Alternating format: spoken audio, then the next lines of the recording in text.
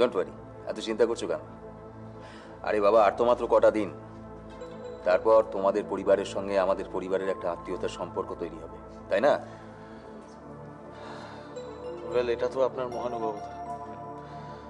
সত্যি আপনি এভাবে আমার পাশে এসে না দাঁড়ালে আঙ্কেল। অয়ন, তোমার বাবা আমার খুব ছোটবেলার বন্ধু, এটা বলে যেও না। আর এই সায়ন আর সোহিনীর বিয়ের ব্যাপারটা তো অনেকদিন আগে থেকেই ঠিক ছিল। আমি এও জানি যে আমার মেয়ে সোহিনী সায়নকে কিন্তু সাংঘাতিক ভালোবাসে, বাট ইদানিংকালে লক্ষ্য করছি কিন্তু তোমার ভাই খানিক ছেলে মানুষ আঙ্কেল। শানু এখনো যথেষ্ট ছেলে মানুষ। সোহিনীর প্রতিও ডেফিনেটলি ফিলিংস রয়েছে, কিন্তু হি ইজ নট এক্সপ্রেসিভ, মানে ও ঠিক সেভাবে বোঝাতে পারে না। তাই ঠিক আছে, আমি কিন্তু তোমার কথার উপর নির্ভর করেই ওদের বিয়েটা মেনে নিচ্ছি। 100% আঙ্কেল, আপনি কিচ্ছু চিন্তা করবেন না। সোহিনী আমাদের বাড়িতে খুব ভালো থাকবে, কোনো রকম অযত্ন ওর হবে না।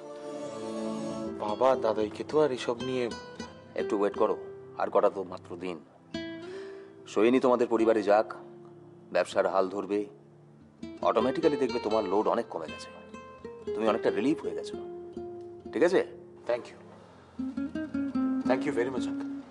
You are most welcome my boy, you are most welcome. বল, কার সাথে গল্প করছিলিস? আরে কলেজে একটা দরকারি ফোন ছিল। বল, তুই কি জন্য ফোন করেছিস? এই শোন, একদম দর বাড়াস না, হ্যাঁ? তুই যেরকম প্রফেসর, আমিও কিন্তু ডক্টর। মাইন্ড ইট, হ্যাঁ? আমারও ব্যস্ততা আছে।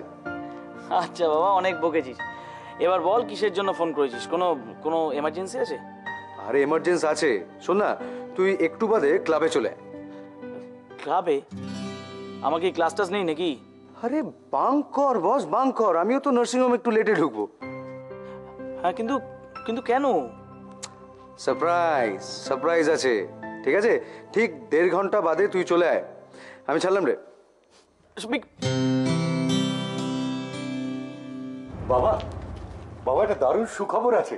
ওই নরেন্দ্রপুরের জমির অ্যাডভান্স হয়ে গেছে। হ্যাঁ, আর ছানু দত্ত না একটা বড় পেমেন্ট পেয়ে যাবে। হ্যাঁ, এরপরে না বাবা, ওই ছানু দত্ত চ্যাটার্জি বাড়িতে ঢুকে মুখ তুলে কথা বলার সাহস আর পাবে না। আরে বেটা, তুই তো প্রকৃত বেটার কাজ করলি রে। বোঝা